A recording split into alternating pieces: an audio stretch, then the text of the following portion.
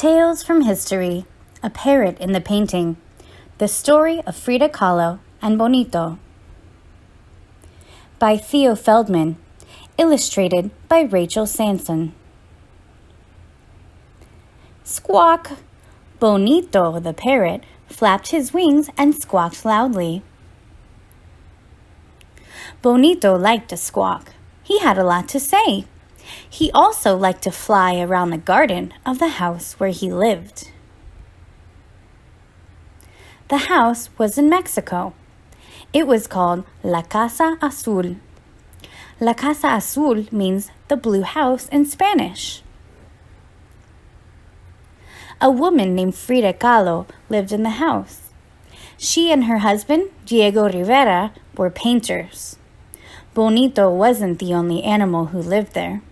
There were cats and dogs. Some of the dogs had no hair. There were spider monkeys who climbed trees in the garden. There was a pretty fawn named Granizo. There were lots of other birds besides Bonito, too.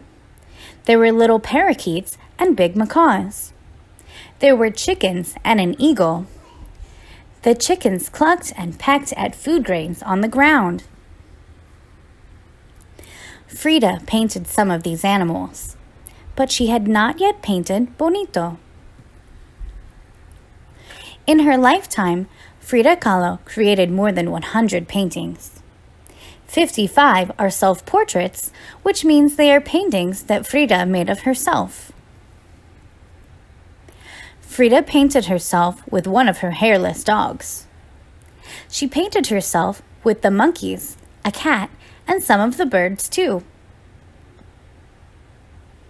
When was she going to paint Bonito? Bonito started performing tricks for Frida and Diego. He twirled, he sang, he danced to music. He even made kissing sounds.